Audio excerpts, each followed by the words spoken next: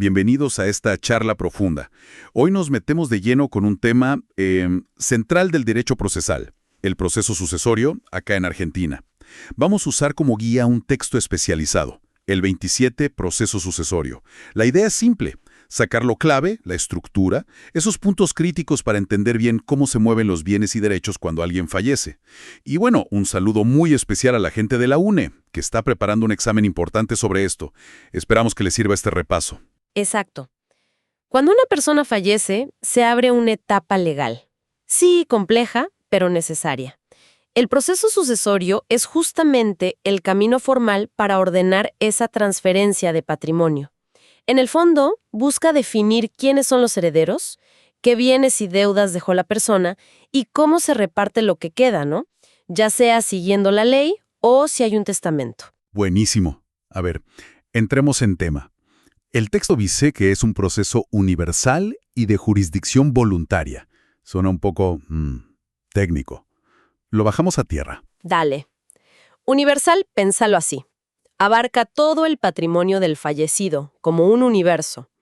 Por eso justamente atrae otros juicios que estuvieran pendientes sobre ese patrimonio. Van todos al mismo juez. Es el famoso fuero de atracción.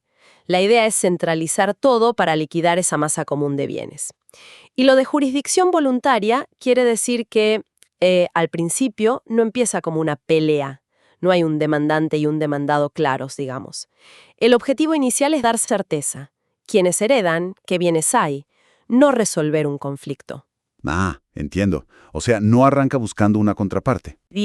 Todo eso va por juicios separados, aunque generalmente terminan en el mismo juzgado por esto del fuero de atracción. Clarísimo. El sucesorio en sí ordena, no pelea. Y hay distintas formas de encararlo. El material habla de ab intestato y testamentaria. Exacto, son las dos grandes vías. Ab intestato significa sin testamento. Es cuando no hay o el que hay no sirve para nombrar herederos o se anula. Entonces la ley dice quién hereda. Familiares según el orden legal. La testamentaria es cuando sí hay un testamento válido donde la persona dejó dicho quiénes son sus herederos. Ahí se sigue esa voluntad. Claro, siempre respetando los límites que pone la ley, como la porción legítima de los herederos forzosos. ¿Y eso de la sucesión extrajudicial o partición privada es otra cosa? Más que una vía distinta, es como una salida del juzgado después de que ya se sabe quiénes son los herederos, o sea, ya tenés lo declaratoria o el testamento probado. Si todos los herederos son mayores capaces, están presentes y se ponen de acuerdo en todo, bueno, ahí pueden hacer el inventario, el avalúo y la partición por afuera, con escribano generalmente. Pero ojo, no es para empezar la sucesión, sino para terminarla de forma privada, una vez encaminada judicialmente. Perfecto. Ahora, acá viene una duda que siempre surge, ¿viste? El Código Civil dice que algunos herederos, los forzosos, cónyuge, hijos, padres, entran en posesión de la herencia de pleno derecho, o sea, automáticamente, al morir la persona. Si ya tienen la posesión, ¿para qué todo este lío del juicio sucesorio? Parece medio contradictorio. Es una pregunta clave, sí. Y la respuesta nos da una pauta fundamental. Una cosa es la posesión que te da la ley, digamos, la teoría. Y otra muy distinta es poder transferir ciertos bienes en la práctica. Esa posesión automática es real, pero no te sirve para ir al registro de la propiedad y poner una casa a tu nombre, o para transferir un auto en el registro automotor. Esos registros piden sí o sí la orden del juez, la declaratoria de herederos o la aprobación del testamento. Sin ese papelito judicial, la titularidad no cambia. Ah, ahí está el quid de la cuestión. La posesión automática choca contra la realidad de los registros públicos. Exactamente. Y no solo eso. Esa posesión automática no es para todos los herederos. Los colaterales, como hermanos o sobrinos, necesitan que el juez les dé la posesión expresamente.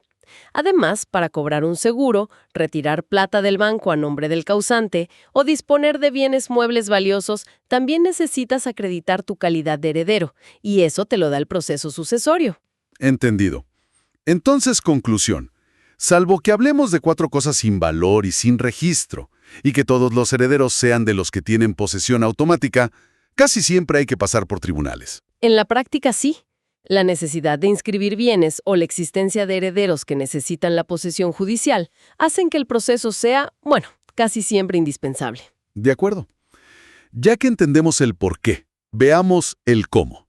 ¿Qué se necesita sí o sí para arrancar? Los requisitos básicos. Son varios, sí. Primero, la competencia, o sea, ¿qué juez? La regla general, el del último domicilio real de la persona que falleció. Segundo, la legitimación. ¿Quién puede pedir que se abra la sucesión? Principalmente los herederos, obvio. El de grado más cercano excluye al más lejano. También el cónyuge y, ojo, los acreedores del difunto también pueden, pero tienen que esperar 4 meses desde el fallecimiento y primero intimar a los herederos a que digan si aceptan o rechazan la herencia. ¿Alguien más puede iniciarla? Sí, podría el albacea, el ejecutor del testamento en algunos casos, o si alguien compró todos los derechos hereditarios, cesionario total. Bien. Competencia, legitimación. ¿Qué más? Lo obvio, ¿no? Probar que la persona murió. Fundamental. Tercer requisito, acreditar la muerte. Lo normal es el certificado de defunción del registro civil. Hay casos especiales como la ausencia con presunción de fallecimiento, pero ahí necesitas la sentencia que lo declara. ¿Y después? Cuarto, si es sin testamento, ab intestato, tenés que denunciar quiénes son los herederos que conoces, con nombre y domicilio. Quinto, si es con testamento, testamentaria, tenés que presentar el testamento o decir dónde está. Denunciar los bienes al principio no es súper obligatorio para iniciar, pero ayuda mucho.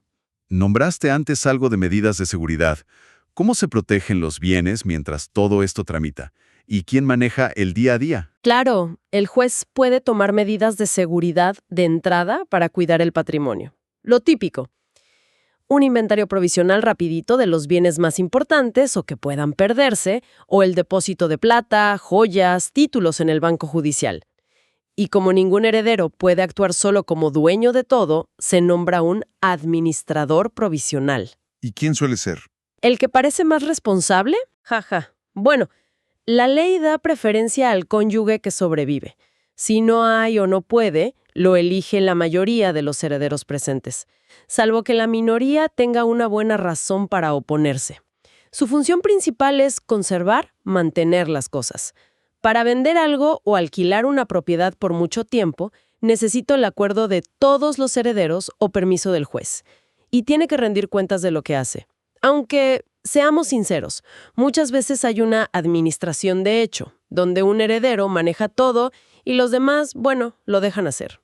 También participan, con límites, el Ministerio Público Fiscal hasta que se definen los herederos o se declara vacante, los tutores o curadores si hay incapaces y, como dijimos, los acreedores, que pueden meter presión si los herederos no avanzan. Ok, sigamos el camino ab intestato, la sucesión sin testamento. Una vez que se cumplen los requisitos iniciales, ¿cuáles son los pasos que siguen? El primer gran paso es citar a todos los posibles interesados. A los herederos que denunciaste y tienen domicilio conocido, se les manda una cédula de notificación. A los que no conoces o a los acreedores, se los llama por edictos. Edictos. Publicar en el diario. Exacto. Se publican por unos días en el boletín oficial y en un diario de la zona. Y se da un plazo, que es de 30 días corridos, para que cualquiera que se crea con derecho a la herencia se presente en el juzgado. 30 días. ¿Y después qué pasa?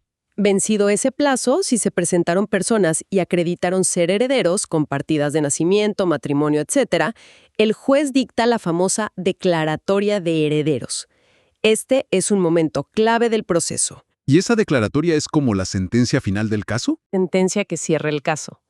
Es más bien un reconocimiento de quiénes son herederos según la ley y las pruebas presentadas. Importante, ¿eh? No hace cosa juzgada en sentido fuerte. Se dicta sin perjuicio de terceros.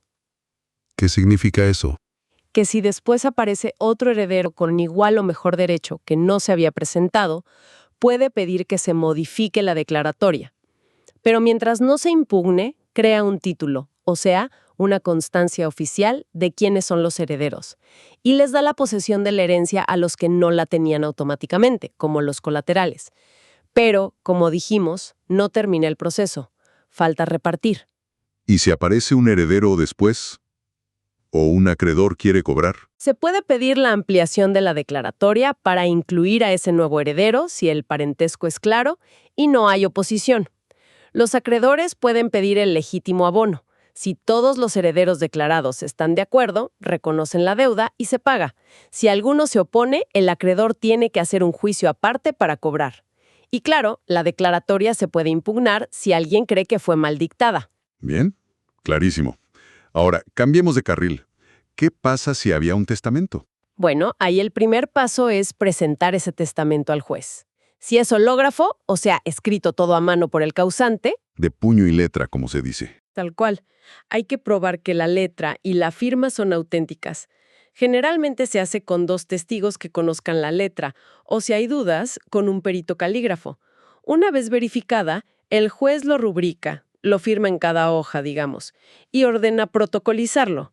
Esto es, que un escribano lo incorpore a su registro o se transcriba en el juzgado, para que quede guardado y sea público. ¿Y si es un testamento cerrado? ¿Ese que se entrega en sobre? Ese requiere una audiencia especial. Se cita al escribano que lo recibió, a los testigos que estuvieron presentes, a los herederos, a los beneficiarios. Y en esa audiencia se verifica que el sobre esté cerrado, intacto, se reconocen las firmas del acta que va por fuera y recién ahí se abre. Una vez que el testamento está presentado y, digamos, validado formalmente, ¿qué sigue? Se cita a los herederos que nombra el testamento, también a los herederos forzosos, aunque el testamento no los mencione, a los legatarios, los que reciben bienes específicos, y al albacea si lo hay. Igual que en la ab intestato, se publican edictos por si hay alguien con derecho que no se conoce.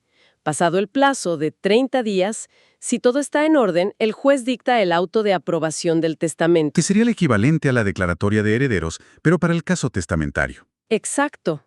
Es un control sobre la forma, sobre si se cumplieron las solemnidades que pide la ley para ese tipo de testamento. Y los efectos son parecidos. Muy parecido, sí. Da la posesión de la herencia a quienes no la tenían. No es algo definitivo e inmutable. Se puede caer si después se prueba que el testamento es nulo por otras razones, como incapacidad del testador o vicios de la voluntad.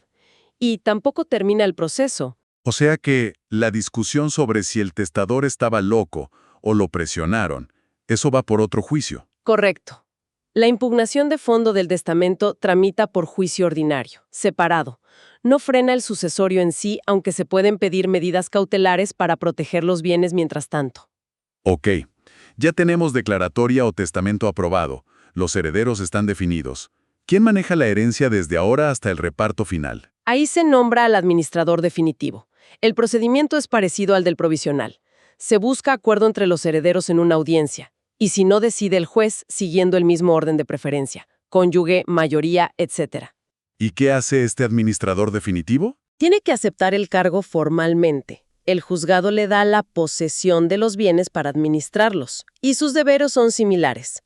Conservar, actuar con acuerdo para actos importantes, pero sobre todo, tiene la obligación clave de rendir cuentas de su gestión. ¿Rendir cuentas? ¿Cómo es eso? Sí, tiene que presentar informes periódicos, la ley dice trimestralmente, pero los herederos pueden acordar otra cosa, y una rendición final cuando termina su tarea, detallando ingresos, gastos, qué hizo con los bienes.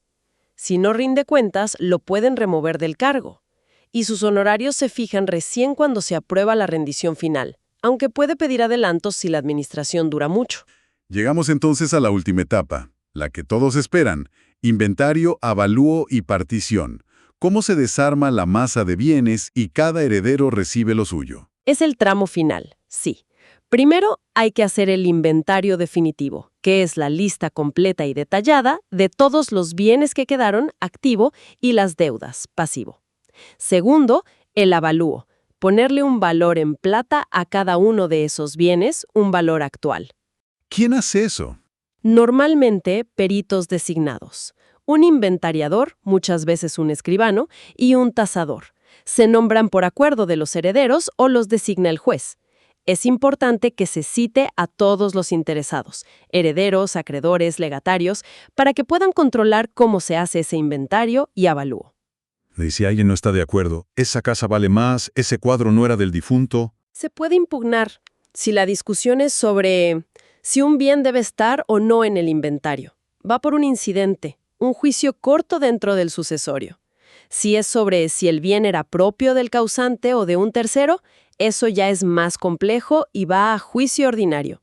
Si la pelea es por el valor que le puso el tasador, primero se intenta arreglar en una audiencia con el perito, y si no, se resuelve por un trámite más simple o incidental. Una vez que el inventario y el avalúo están firmes, aprobados, si hay más de un heredero, viene lo decisivo, la partición, que es básicamente dividir esa masa de bienes ya valorada. ¿Y cómo se divide? Se corta todo por la mitad. No tan simple. Hay dos formas principales. La partición privada, si todos los herederos son capaces, están presentes, se ponen de acuerdo en cómo repartir todo y lo formalizan ante escribala o en un escrito que presentan al juez para que lo apruebe. La otra es la partición judicial. Es obligatoria si hay menores o incapaces, si los herederos no se ponen de acuerdo para hacerla privada o si algún tercero con interés se opone a la privada. ¿Y quién hace la división en la partición judicial? Se nombra un partidor, que tiene que ser abogado. Es como un auxiliar del juez. Este abogado prepara la cuenta particionaria. Es un documento técnico complejo. ¿Qué tiene esa cuenta? Tiene varias partes. Un resumen de lo actuado, el detalle final de los bienes, activo, las deudas y gastos que se pagaron, bajas o pasivo, el valor líquido que queda para repartir, la división teórica según la proporción que le toca a cada heredero y, lo más importante, las hijuelas. Hijuelas. Sí, la hijuela es la parte concreta que se le adjudica a cada heredero. Por ejemplo, hijuela del heredero A, la casa de la calle X, el auto patente Y y $Z en efectivo. O si no se puede dividir en especie, se indica qué porcentaje le toca de cada bien. Y atención, sea privada o judicial, la partición siempre necesita aprobación judicial final. El juez controla que sea justa, que respeta la ley, le da vista al Ministerio Pupilar si hay menores.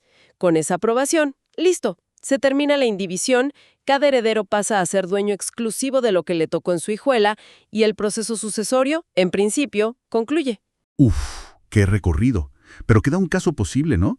¿Qué pasa si, después de todo, nadie, absolutamente nadie reclama la herencia?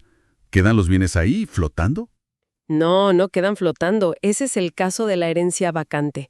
Si pasan los 30 días de los edictos, nadie se presenta, o los que se presentan no pueden probar que son herederos, el juez puede declarar la herencia vacante. ¿Y quién se queda con las cosas?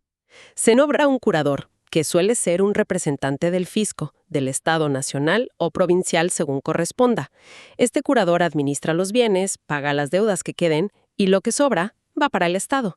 Claro que si después aparece alguien y demuestra ser heredero, puede reclamar y la vacancia cesa. Bien, creo que hemos cubierto las etapas principales. Un camino, con sus formalidades, sus idas y vueltas, pero clave para ordenar la transmisión del patrimonio.